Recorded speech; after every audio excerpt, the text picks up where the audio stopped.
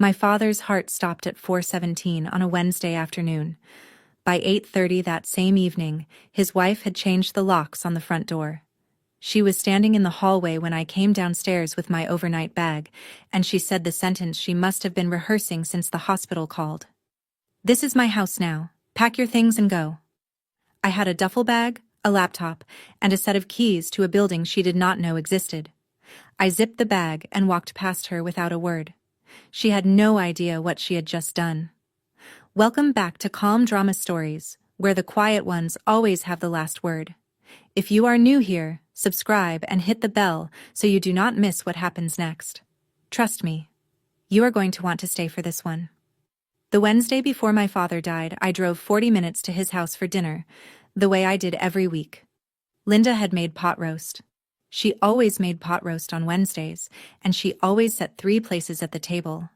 Mine was never one of them. I did not say anything about it anymore.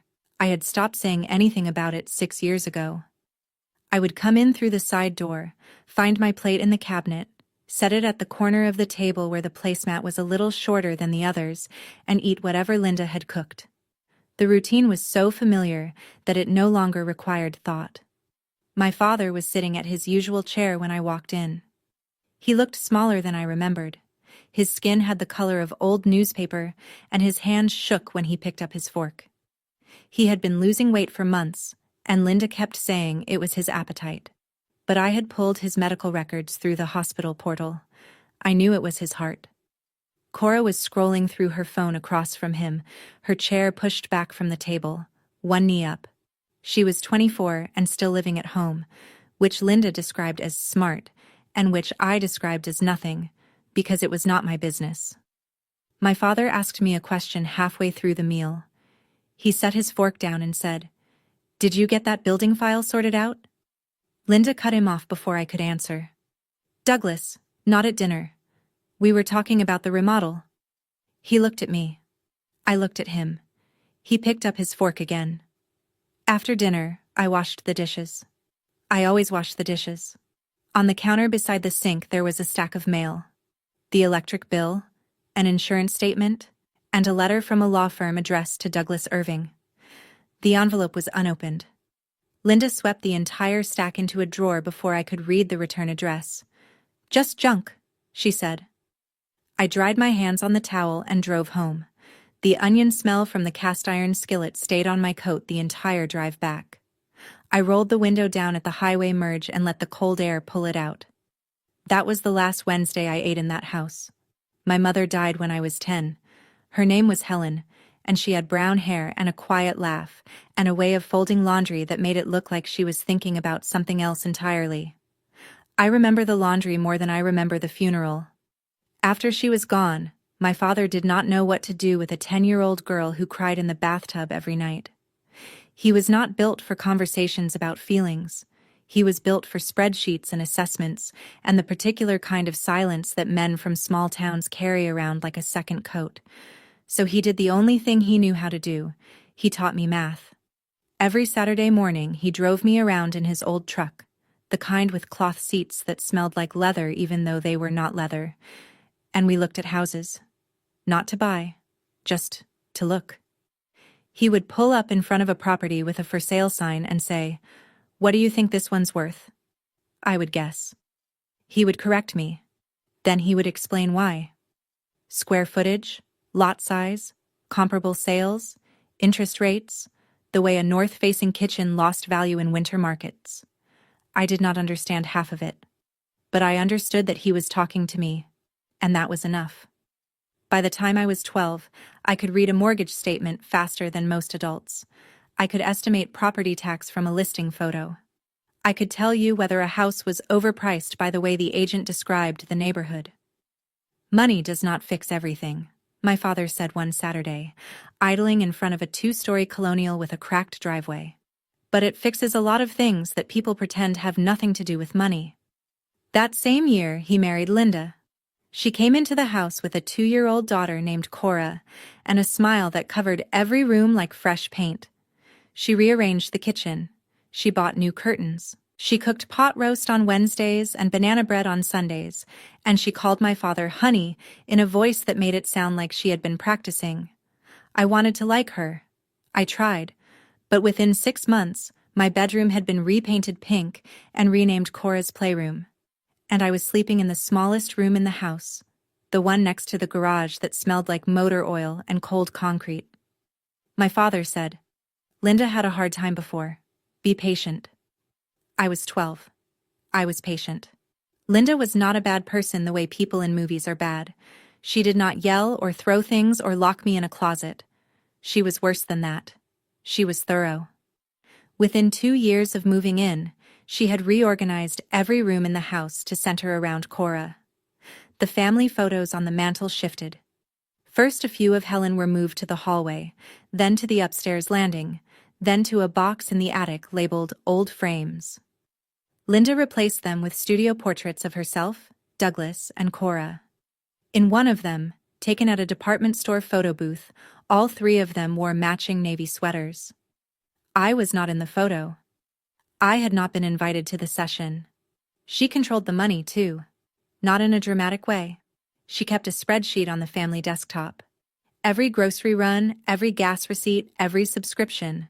She tracked it and presented it to my father on the 1st of each month. She called it our family budget review. It was the only meeting I was never invited to attend. When I asked my father about it, he said Linda had been through financial hardship in her first marriage. Her ex-husband had left her with nothing. No savings, no car, no credit history. The fear of that happening again drove her to control every dollar that entered the house. I understood the logic. I even felt sympathy for it, for a while. But sympathy has a shelf life when the person receiving it uses it to justify pushing you further and further from the center of your own family. By the time I was 14, my room was the smallest in the house, and my name was the one Linda forgot to write on the Christmas cards. She sent them every December, the Irving family on the front, a photo of the 3 of them on the back. When our neighbor Mr. Hamblin asked why I was not in the picture, Linda laughed and said, "Oh, Paige is so busy with school. She never has time for photos." I was standing right there. I was not busy. I had been home all afternoon. My father heard the exchange. He looked at me across the kitchen counter, and for a moment I thought he was going to say something. He opened his mouth. Then he closed it. He picked up his coffee and walked to the garage. That was the year I stopped expecting anyone to fix it for me. The summer I turned 16, my father drove me to his office on a Saturday morning. He closed the door, sat me down across from his desk, and opened a manila folder with my name on it. "I started this for you 2 years ago," he said. $5,000 in an index fund. It is in your name." I looked at the statement. The balance had grown to $6,200. I did not understand compound interest yet. Not really, but I understood the weight of what he was doing. He was building something for me that Linda could not reach. "Do not mention this to Linda," he said. He held up his hand before I could respond. "Not because it is a secret. Because she will worry. She worries about everything that she cannot track on her spreadsheet." He taught me how to read the quarterly reports. He showed me how to check the fund's performance against the index. He handed me a pocket calculator. A cheap one. The kind with a cracked plastic case and buttons that stuck. And said, "Keep this. Do your own math. Always." I kept it. I still have it. Over the next 2 years, my father added to the fund when he could. Not large amounts. A few hundred here, 1,000 there. He also started talking to me about a building he owned a partial stake in, a commercial property downtown, 6 floors, mostly office space. He had bought in when the neighborhood was rough and the price was low. "Someday this will be yours," he said, the way other fathers might say, "Someday this truck will be yours." I nodded. I did not ask questions. I had learned by then that when my father gave me something, the best thing I could do was be quiet and hold on to it. The desk lamp hummed. The calculator clicked under my thumb.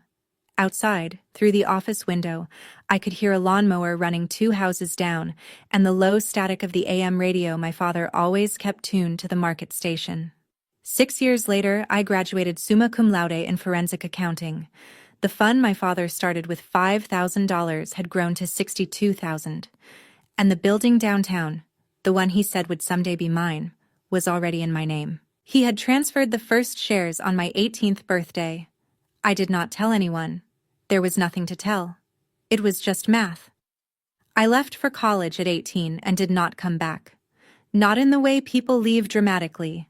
No slamming doors, no tearful goodbyes, no arguments in the driveway.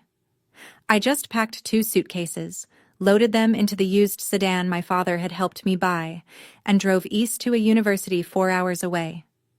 Linda waved from the kitchen window. Cora, who was 8 at the time, did not look up from the television. I rented an apartment near campus, a studio with one window that faced a parking lot, a radiator that clanged at night, and a coffee maker I bought at a thrift store for $7. The coffee was terrible. I drank it every morning and felt, for the first time in 6 years, like I could breathe. My father and I talked every Sunday. He would call at 9 in the morning, before Linda was up, and we would spend 20 minutes going over the fund, the building shares, the market. He never asked about my classes. I never asked about Linda. It was our language, numbers instead of feelings, returns instead of apologies. And it worked. Each time I drove back to visit, something in the house had changed. The first year, my bedroom had been converted into a yoga studio.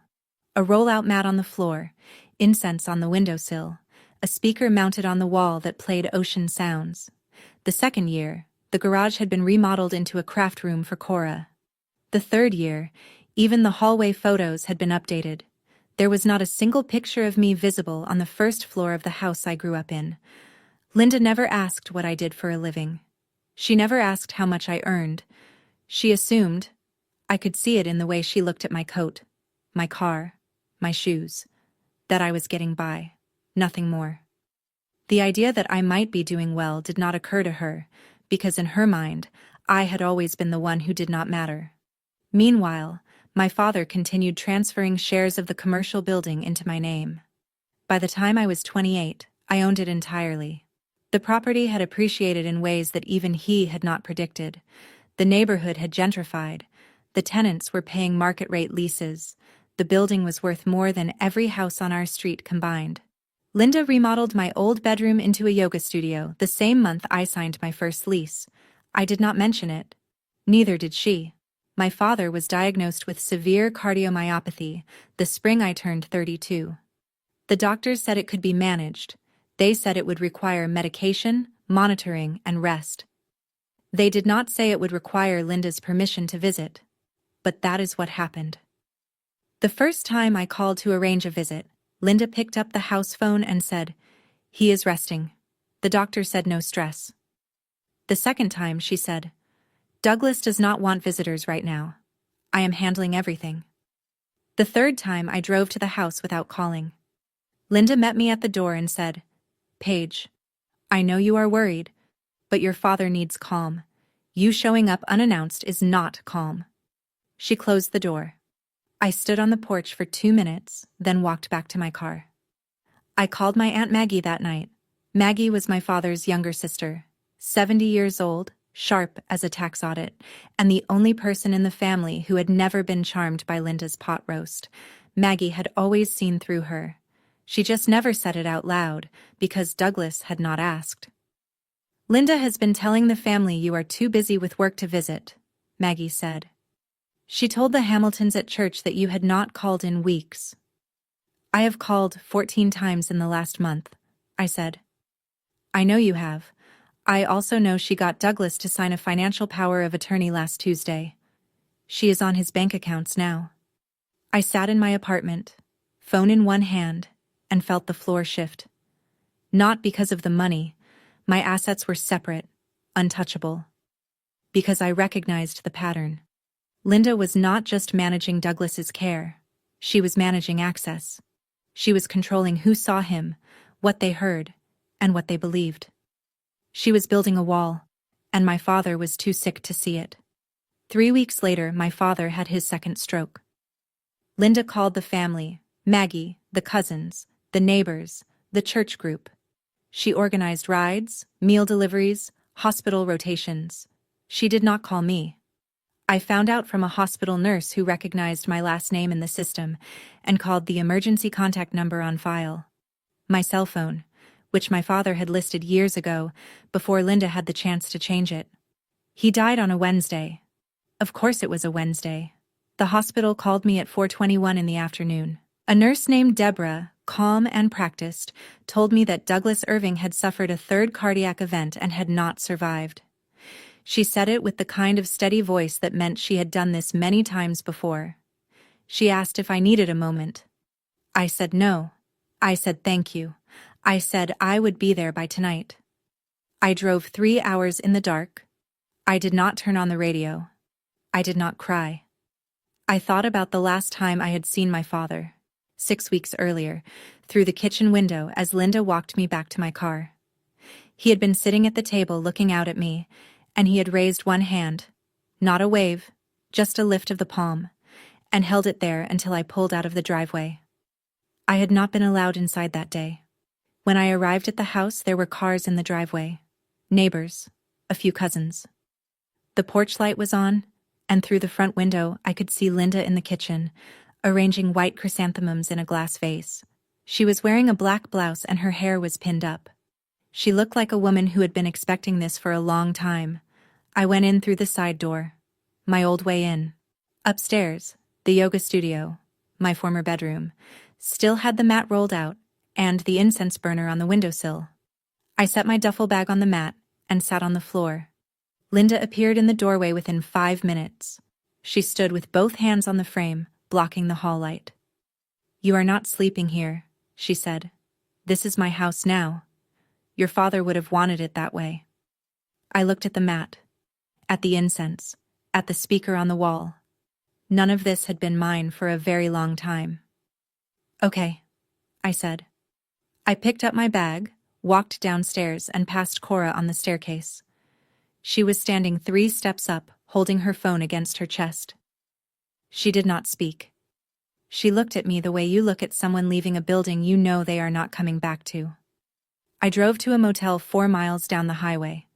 I sat in the car for 20 minutes before I went inside. The key to the building downtown was in my coat pocket. I could feel its edge through the lining. I could have told her. Right there in that hallway, I could have said that I owned a building worth more than every house on that street combined.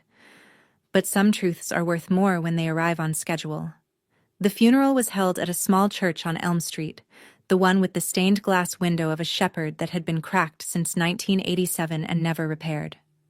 My father had attended services there every Easter and every Christmas, and Linda had made sure the program listed her as beloved wife in the second line beneath his name. I arrived early. Linda and Cora were already seated in the front row, centered, shoulders touching. Linda wore a black dress with pearl earrings. Cora wore a new black skirt I had never seen before. They looked like they had coordinated the night before, which they probably had. There were 3 chairs in the family row. 3. I sat in the 3rd row, between a woman I did not recognize and an empty space. The seat creaked. The lilies on the altar smelled like a hospital waiting room. Maggie arrived 5 minutes before the service. She walked straight past the front row, past Linda's pearl earrings and Cora's new skirt, and sat down beside me. She took my hand and held it on her knee without a word. Then she leaned over and whispered, "Douglas prepared everything. Trust me." I nodded. I did not ask what she meant. I could feel the shape of it coming, the way you feel weather changing before the sky changes color. The pastor spoke. 2 neighbors gave short eulogies. One of them called my father a quiet man who showed love through actions, not words. I almost smiled at that. Afterward, in the church parking lot, a neighbor named Mr. Embry approached me. He was holding a paper cup of coffee from the fellowship hall, and he looked confused. "Paige, why were you not sitting with the family?" "There were only 3 chairs," I said. He blinked. He looked at Linda, who was accepting condolences near the hearse with one hand pressed to her collarbone, and he looked back at me, and he said nothing else. Linda made an announcement before the cars pulled away. She stood on the church steps in her black dress, steadied by Cora's arm, and addressed the group. Douglas was very clear, she said. The house is our family home. Cora and I will be staying there, as he always intended. She did not look at me when she said it. She did not need to. What she did not announce was the meeting with the estate attorney, scheduled for the following Thursday. Linda started her inventory the morning after the funeral. She began with the house. She called a real estate appraiser, a man named Garfield who wore square glasses and carried a clipboard. He walked through every room, measured the kitchen, opened the attic hatch, and tapped the basement walls with his knuckles. He told Linda the house was worth approximately $380,000. Linda wrote the number on the back of an envelope and underlined it twice. Next, she went to the bank. She presented Douglas's death certificate and requested a summary of all accounts. The teller pulled up the joint savings account, $140,000. Linda frowned. Douglas had earned a good salary for 30 years. Where was the rest? She asked the teller to check for additional accounts. Individual accounts, investment accounts, anything under the name Douglas Irving. The teller typed, scrolled, and shook her head. That is the only account we have on file for this name at this branch. Linda drove home and sat at the kitchen table. Cora came in and poured herself a glass of orange juice. Did you find everything? Cora asked. $380,000 for the house, $140,000 in savings. That is it? Cora set the glass down. That cannot be right. Did you not say he had a building or something? Downtown? Linda looked up. A building? He used to ask Paige about some building file, every Wednesday. You always changed the subject. Linda's face went still. The kitchen was quiet except for the hum of the refrigerator and the drip of the faucet she had been meaning to fix for a year. What building? Linda said. Cora shrugged. I do not know. I just heard him mention it. Linda picked up her phone and called the estate attorney's office. She demanded an earlier meeting. The receptionist said the soonest available was still Thursday. Linda said she would take it. She hung up and sat in the kitchen for a long time. The coffee in her mug went cold. The real estate appraiser's number, $380,000, was still on the back of the envelope, underlined twice. She had expected more. She had expected much more. And for the first time since my father died, I was not the one in the family who was afraid. I stayed at the Pinewood Motor Lodge for 5 nights. The room was $39 a night, and the mattress sagged in the middle, and the shower curtain had a mildew stain shaped roughly like the state of Ohio. It was fine. I had slept in worse places during college. Every morning, I woke up before 6 and lay in the dark, staring at the ceiling. The neon sign outside the window, vacancy, always vacancy, cast a pink glow through the curtain that shifted each time a truck passed on the highway. In those moments, I did not think about money. I thought about my father, about the Saturday drives, about the calculator, about the way he raised his hand through the kitchen window the last time I saw him, not waving goodbye, just holding still. Grief does not care how much money you have. It shows up at 3 a.m. in a motel room that smells like bleach, and it sits on the edge of the bed, and it waits.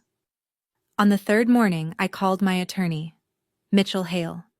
He was a 46-year-old estate and asset protection lawyer who spoke in paragraphs and wore ties that were always slightly crooked. I had retained him 2 years earlier, when I first realized Linda was positioning herself around my father's finances. I need you to confirm everything is current, I said. Mitchell pulled the files. He read the list back to me. The 6-story commercial building downtown, 100% in my name, transferred in stages between 2008 and 2020. The index fund, now valued at $4.2 million. The secondary real estate portfolio, diversified across 8 properties in 3 states, totaling $5.8 million. Cash reserves and brokerage accounts rounding out the balance. Total value under your name, as of Douglas's date of death, approximately $28 million, Mitchell said. None of it is part of his estate. None of it is subject to probate. None of it is Linda's to claim. I know, I said. I just needed to hear you say it. Are you expecting a challenge? From Linda? Yes. She will not win. I know that too. I hung up and sat on the edge of the motel bed. Outside, a semi-truck downshifted on the highway, and the pink neon sign flickered once and steadied. My father did not leave me money. He left me the roots. I grew the rest myself. I opened my laptop that night and reviewed the portfolio the way I did every quarter. Not because I needed to, because it was the only ritual I had left that still felt like a conversation with my father. The commercial building was the anchor. 6 floors, 32 tenants. Full occupancy for the 3rd consecutive year. My father had bought his first shares when the neighborhood was still zoned industrial, and the closest restaurant was a taco stand that operated out of a converted school bus. He used to drive me past it on Saturdays and say, "Someday, this block will be worth something." He was right. The building alone was valued at approximately $18 million. That number would have been unimaginable when he first bought in. But 25 years of appreciation, neighborhood redevelopment, and commercial lease rates had done what numbers always do when you leave them alone long enough. The index fund, the one he started with $5,000 when I was 16, had grown to $4.2 million. Most of that growth was compound returns, reinvested dividends, and my own contributions from my salary over the years. My father put in the first seed. I watered it every month like he taught me. Then there were the secondary holdings. Equity in 8 smaller commercial properties across 3 states, purchased through the fund's returns and reinvested rental income. $5.8 million. Nothing flashy. Nothing speculative. Just boring, patient, long-term accumulation. The kind of wealth that does not show up in a person's shoes or handbag. $28 million. Under the name Paige Irving.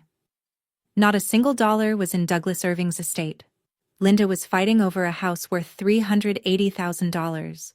She was fighting over savings of $140,000.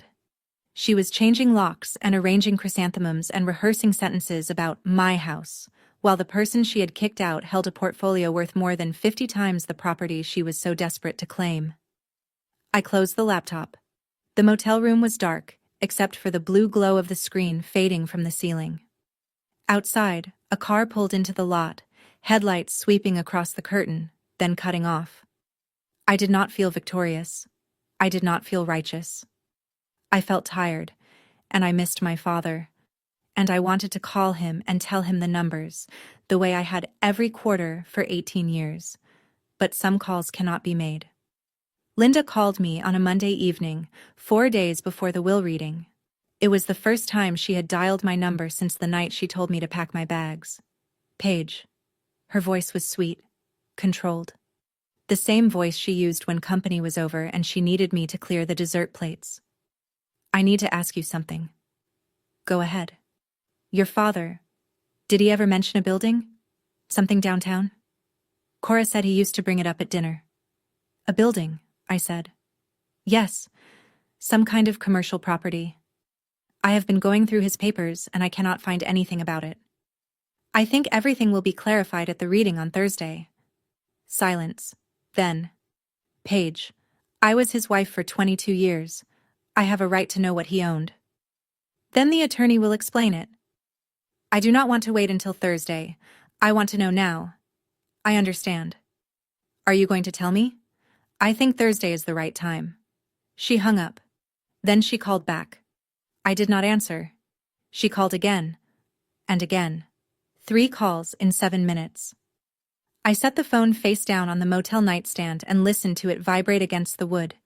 3 short buzzes each time until it stopped. If you have ever sat across from someone who only calls when they need something, you know the tone. It is sweeter than any voice they have ever used with you before. It arrives without an apology for the last thing they said. It skips over the part where they kicked you out of your own home on the night your father died and lands directly on the part where they need information. Linda did not call to see how I was doing. She did not call to say she was sorry about the locks or the duffel bag or the 3 chairs at the funeral.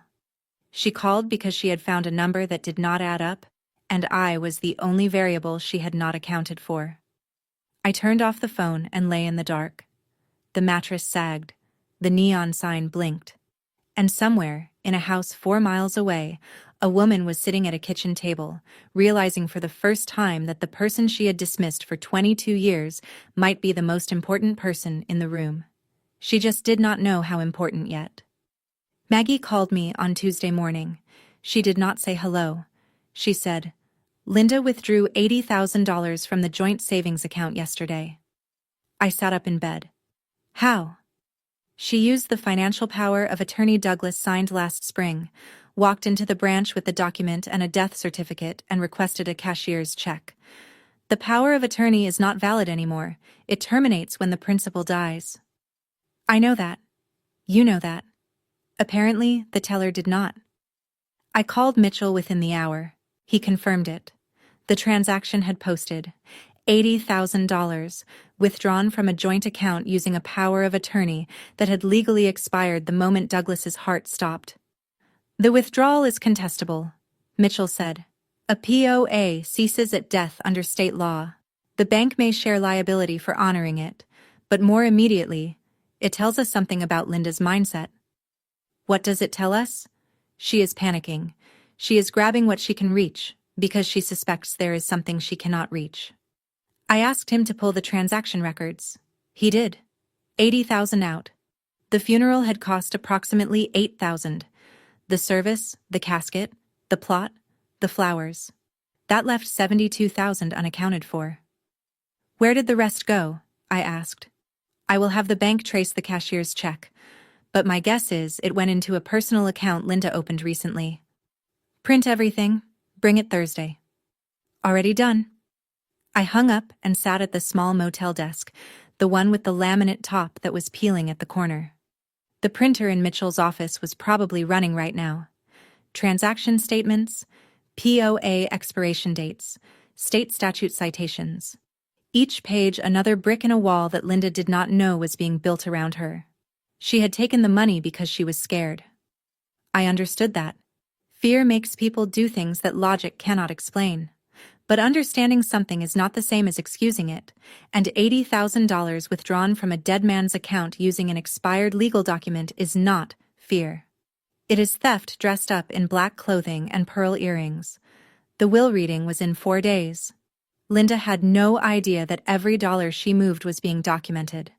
Every transaction, every timestamp, every signature she had no legal right to make.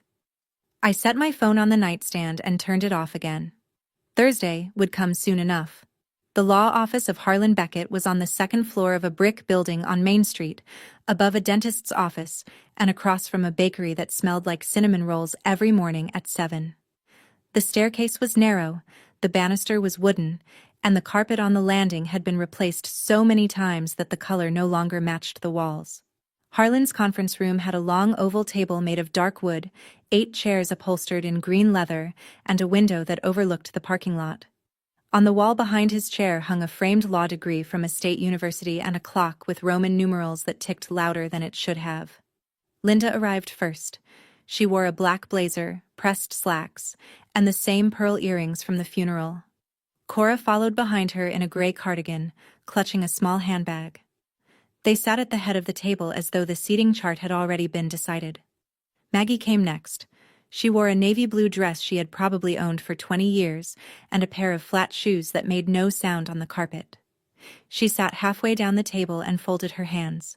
2 of my father's cousins arrived together, Arthur and Dean, both in their 60s, both wearing ties that were slightly too short. They nodded at Linda, nodded at Maggie, and took seats near the window. I was the last to walk in. Mitchell was beside me, carrying a leather briefcase with brass clasps.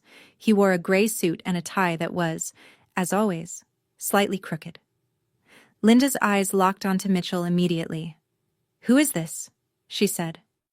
"My attorney," I said. "Why do you need an attorney?" "Because I am also a beneficiary." Linda smiled, the kind of smile that does not reach past the lips. "Paige, the will is very simple. There is no need for drama." Harlan cleared his throat. He was a tall man with white hair and reading glasses perched on the end of his nose. He opened a folder on the table and said, "Before we begin reading the will, I need to explain the structure of Douglas Irving's estate." He said, Structure the way an architect might say, foundation, carefully, and with the implication that what came next depended entirely on understanding this part first. Linda sat at the head of the table as if she had already won. Harlan read the will slowly. He was the kind of attorney who believed that legal documents should be heard, not skimmed, and he gave each sentence the weight of a closing argument. To my wife, Linda Graves Irving, I leave the family residence located at 47 Birchwood Lane, free and clear of any lien or encumbrance. I also leave the remaining balance of our joint savings account. Linda nodded. She pressed her hand flat on the table. To my stepdaughter Cora Graves, I leave the sum of $20,000 from the education fund established in 2019. Cora blinked. 20,000. She looked at her mother. Linda's jaw tightened, but she kept her composure. That is the entirety of Douglas Irving's probate estate, Harlan said. The room waited. Arthur and Dean exchanged a look. Maggie did not move. Linda leaned forward. The house and the savings. That is what I expected. However, Harlan continued, adjusting his glasses, I am obligated to inform all parties that the probate estate represents only a portion of the assets Douglas Irving accumulated during his lifetime. Linda's hand stopped moving on the table. Over the course of approximately 18 years, Douglas Irving executed a series of legal asset transfers. These transfers were completed during his lifetime, with full legal documentation, tax filings, and notarized instruments. The assets in question are not part of his probate estate, and are therefore not subject to distribution under this will. Linda's voice came out flat. Transfers. To whom? Harlan removed his glasses. He looked at me. The clock on the wall ticked 3 times before he spoke. To his daughter, Paige Irving. The silence that followed was not the kind that feels empty. It was the kind that feels full. The air packed tight with things people wanted to say, but could not find the words for. Linda stood up. The legs of her chair scraped against the hardwood floor. The sound cut across the room like a match striking. What transfers? She said. I am his wife. I have been his wife for 22 years. What are you talking about? Harlan looked at Linda with the patient expression of a man who had delivered unexpected news before and knew that the next 3 minutes would determine everything. Perhaps Mr. Hale can provide the specifics, he said, and gestured toward Mitchell. Mitchell stood. He opened the brass clasps on his briefcase with 2 precise clicks that echoed in the silent room. From inside, he removed 3 folders, each one tabbed, labeled, and organized with the kind of precision that only a lawyer billing by the hour can justify. He placed the first folder on the table. This is the deed of ownership for a 6-story commercial building located downtown. The property was originally purchased by Douglas Irving in 1999. Between 2008 and 2020, ownership was transferred in stages to Paige Irving through a series of legally executed gift transfers. Each transfer was filed with the county recorder, accompanied by gift tax returns, and notarized. He opened the second folder. This is the summary statement for an investment portfolio held in the name of Paige Irving since 2008. The portfolio includes index funds, dividend reinvestment accounts, and equity in 8 additional commercial properties across 3 states. He opened the third folder. This is a consolidated asset valuation, prepared by a certified public accountant, dated as of the week of Douglas Irving's death. Mitchell set his hand on the third folder and looked at the room. The total value of assets held under the name Paige Irving as of that date is approximately $28 million. Nobody moved. Cora's mouth opened. She pressed both hands flat on the table, as if the number had tilted the room. Arthur leaned back in his chair. Dean removed his glasses and set them on the table. Maggie, who had known, simply nodded once and folded her hands tighter. Linda did not sit down. She stood at the head of the table with her fingers gripping the edge, her knuckles turning white against the dark wood. No, she said. No, that is his money. She stole it. Mitchell did not raise his voice. Every transaction was executed by Douglas Irving voluntarily, with independent legal counsel, over a period of 18 years. These are not estate assets. They are the personal property of Paige Irving. Linda turned to me. Her face was the color of the conference room walls. Flat, pale, stripped of the composure she had worn like armor since the funeral. "You knew," she said. "You sat in that house every Wednesday and ate my food, and you knew." I looked at her. "You kicked me out 4 hours after my father died. You changed the locks before his body was cold. You want to talk about what I knew?" The clock ticked. Nobody spoke. Mitchell was not finished. He reached into the briefcase one more time and removed a single sheet of paper. He placed it in the center of the table, face up, aligned with the edge. "There is one additional matter," he said. Linda was still standing. Her hands had not left the edge of the table. Cora had tears running down both cheeks but was making no sound. "On the 9th day following Douglas Irving's death," Mitchell continued, "a withdrawal of $80,000 was made from the joint savings account at First Regional Bank. The withdrawal was executed using a financial power of attorney signed by Douglas Irving in March of this year." Harlan looked up from his folder. He already knew where this was going. "Under state law," Mitchell said, "a power of attorney terminates automatically upon the death of the principal. Douglas Irving died on October 11th. The withdrawal was made on October 20th. The document used to authorize it was no longer valid." Linda's voice came out tight. "I needed that money for the funeral." Mitchell slid the paper closer to her. "The funeral expenses, as documented by the service provider, totaled $8,214. The withdrawal was $80,000. That leaves $71,786 unaccounted for." The room had the kind of quiet that happens when everyone is doing math in their head at the same time. Arthur looked at the ceiling. Dean looked at his shoes. Maggie looked at Linda with an expression I had never seen on her face before. Not anger, not pity, but something closer to resignation. As if she had hoped, until this exact moment, that she was wrong about who Linda really was. Harlan spoke next. His voice was measured. "Linda, I would advise you to consult with independent counsel before making any further statements regarding that transaction." Cora whispered, "Mom." Just the one word. She said it the way someone says it when they are not asking a question, but making a request. "Please stop. Please sit down. Please tell me this is not what it looks like." Linda did not sit down. She did not speak. She stood at the head of the table with both hands still gripping the edge, and for the first time in 22 years, she had nothing left to say. Somewhere behind the wall, in the dentist's office below, a drill started up. The sound rose through the floor like a small, persistent alarm that nobody could turn off. Linda sat down. It was not graceful. She dropped into the chair like someone had cut the strings, and her hands fell into her lap, and she stared at the table. 22 years, she said. Her voice was smaller now. The command was gone from it.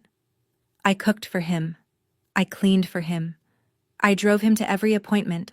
I sat in the hospital for 11 hours the night of his first stroke. I held his hand." Nobody answered. The clock ticked. "I did not have a career," she said. "I did not have savings before him. My first husband left me with a leased car and a maxed credit card and a daughter who was 18 months old. Douglas knew that. He knew what I came from. He promised me I would never go through that again." She looked at Harlan. "Does none of that matter?" Harlan said carefully. "The house is yours.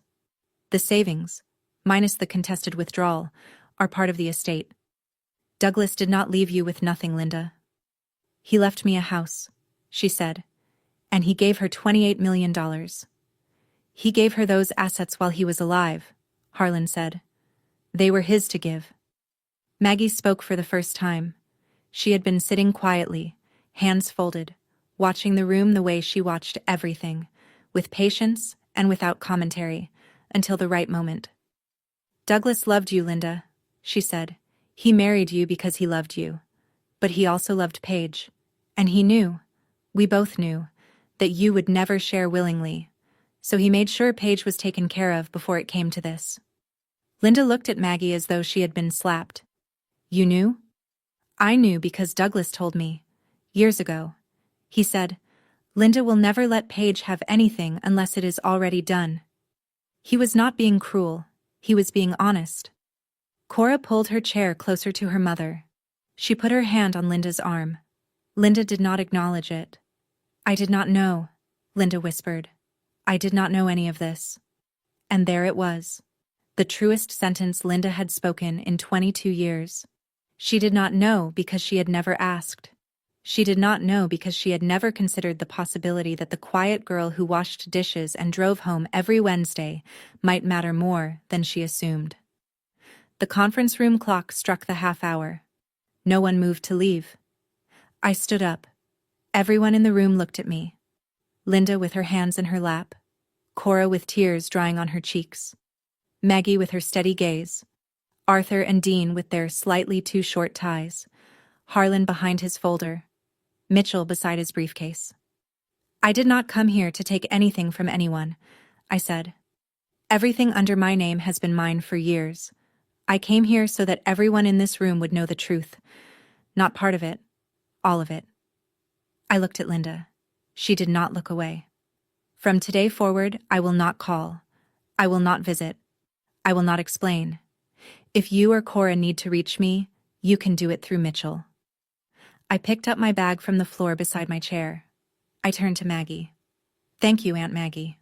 She nodded. She did not need more than that. We had always understood each other in the same shorthand my father used. A nod, a squeeze, a lifted palm. I walked toward the door. My shoes sounded on the hardwood. A steady rhythm, even and unhurried. I did not look back. At the threshold, I stopped. I turned. Not all the way, just enough to see Linda's profile at the head of the table. "You said the house is yours," I said. "Then keep it." "I do not need it." I never did. I closed the door behind me. Not a slam. Not a gentle pull. A firm close. The way my father taught me to close a deal. Quiet, deliberate, and final. In the hallway, the carpet was worn thin in front of the elevator. Mitchell fell into step beside me. He did not speak. He knew that some moments do not require commentary. The elevator was broken. We took the stairs. At the landing, Arthur and Dean caught up with us. Arthur extended his hand. "Your father would have been proud of you," he said. I shook it. "He would have told me to check the portfolio before driving home." Arthur almost laughed. Dean nodded.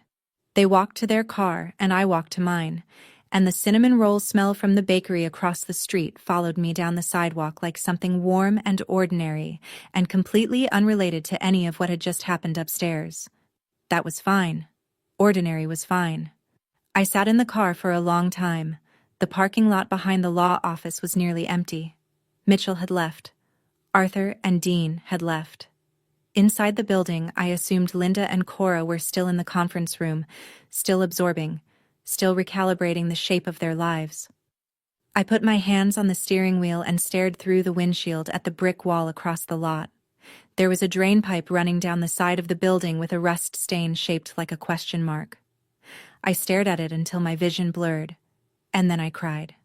Not for the money, not for Linda. Not for the 22 years of 3-place settings and missing Christmas cards and a yoga mat where my bed used to be.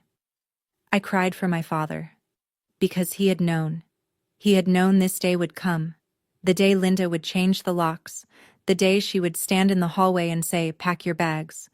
The day the will would be read, and the numbers would speak for themselves. He had seen it years ago, the way he saw undervalued properties and market corrections, and he had prepared for it the only way he knew how. Not with words, with numbers, with documents, with 18 years of quiet transfers, each one a small act of love disguised as paperwork. He could not stop Linda from being who she was. He loved her in his way, and he had chosen to stay with her, and I understood that choice even if I could not fully forgive it. But he had made sure that when the day came, and he knew it would come, I would be standing on ground that no one could take from me. I wiped my face with the back of my hand. I started the car. On the way home, I drove past the building. My building. 6 stories of glass and brick, with a small brass plaque near the entrance that read, "Irving Commercial." I had not changed the name. I did not plan to. I pulled over and sat with the engine idling, looking up at the windows on the fourth floor where the lights were still on. Some tenant working late, unaware that the woman in the car below owned the ceiling above their head. He was right. I was never caught off guard. But I would have traded every dollar in that portfolio to hear him say "good job" one more time. 3 weeks after the reading, Linda hired a lawyer. His name was Brennan, and he specialized in estate contests. He reviewed every document Mitchell had presented: the deeds, the tax filings, the notarized gift transfers, the portfolio statements, and called Linda back within a week. "There is no basis for a challenge," he told her. "The transfers were executed over 18 years by a competent adult with independent legal counsel. There is no evidence of undue influence, coercion, or diminished capacity." Douglas Irving knew exactly what he was doing, Linda argued. She said she had not been informed. Brennan said the law did not require a spouse to be informed of gifts made from individually owned assets. Douglas's separate property was his to give. The building had been purchased before the marriage. The investment fund had been established with separate funds. Every subsequent contribution had been traceable to his own earnings, not community property. "Your husband was generous to you," Brennan told her. "He left you the family home, free and clear. He left you the savings. He did not leave you with nothing." "He left me with nothing compared to what he gave her," Linda said. Brennan did not respond to that. The $80,000 was a separate matter. Mitchell sent a formal letter requesting the return of the $72,000 that exceeded the funeral costs. Linda's attorney advised her to comply. She did. The check arrived at Mitchell's office within 10 days, drawn from a personal account Linda had opened the day after the withdrawal. Cora sent me a text message 3 days later. It was the first direct communication I had ever received from her. It said, "I did not know what she was going to do that night. I am sorry." I read it. I read it twice. I did not reply. Not because I was angry, but because I did not know what to say to someone who had watched me walk down a staircase with a duffel bag and had not said a single word. The family shifted. Arthur and Dean called me. Neighbors who had attended the funeral reached out. The narrative Linda had built. Paige is absent. Paige does not care. Paige is too busy. Collapsed under the weight of the numbers Mitchell had placed on that conference table. Linda, for the first time in 22 years, found herself on the outside of the family she had spent so long controlling. The isolation she had built for me had come home. I need to pause here for a second.